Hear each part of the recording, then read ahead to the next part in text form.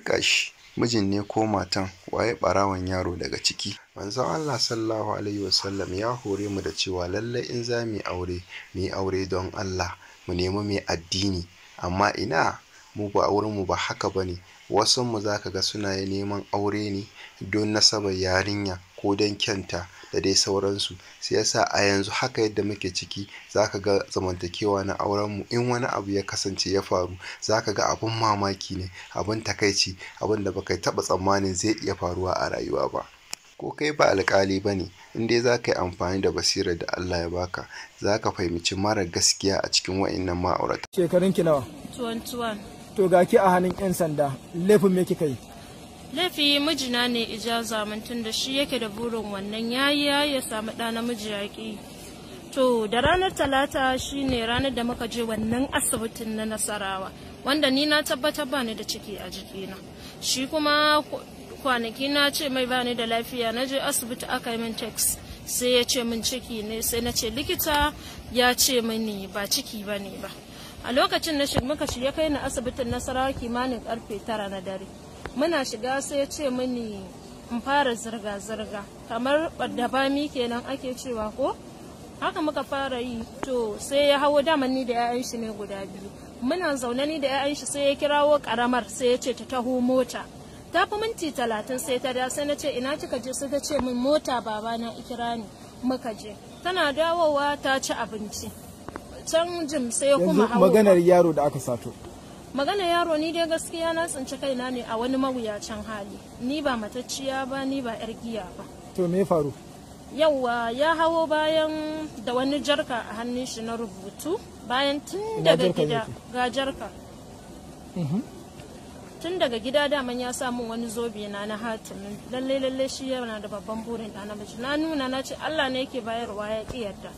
Daga lokacin ina jikin wasu mata, gaskiya mun ɗan gaisa da matan mun wuce. A lokacin ya biyo ni ibani wannan rubutu, sai na buɗe sai na sha. Daman kafin in je gun matan shan rubutu na biyu. A lokacin ina zuwa gurin matan sai ya ce min in kuma sha, ina sha sai na ji ni a wani irin abu ne, taga zan faɗi sai wata yarinya ta rike ni.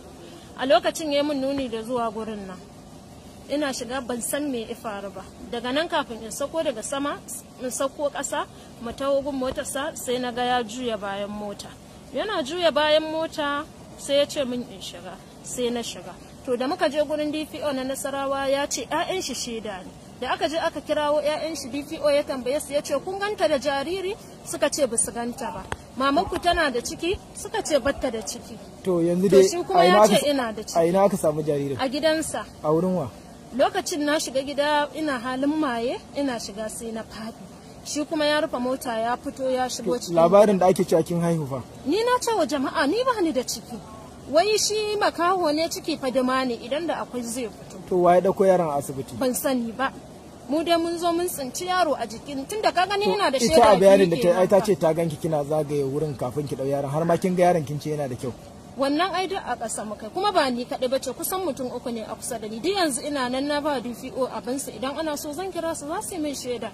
'Ya'yan shi ma na cikinsa sun min shaida, ni ba ni da ciki. To shi wannan ba mu labari, shi wannan ne a cikin roban nan ne? Wallahi wannan abin yallaɓai ko kai ka kurɓa sai ka buga maye yanzu nan. Sai wa ya baki shi? Ban san dalilin yanayin jinin ka ba, amma ko ni yanzu na sha zaka sha abin. Wa ya baki? Mijina ne, daman ya saba bani. To na me shi? Sha min yi wani tallafin naƙuda ne. To me burinsa kika ce?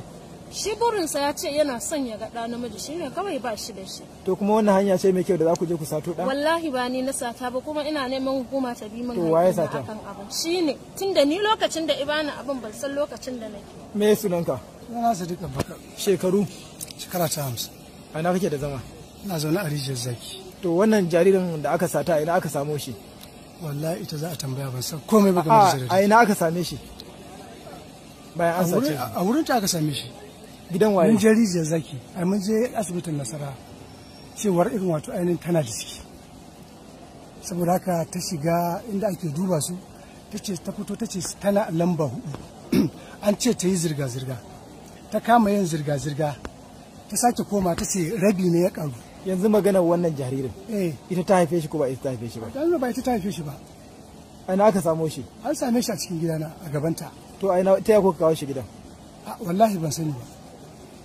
wallahi ban sani ba.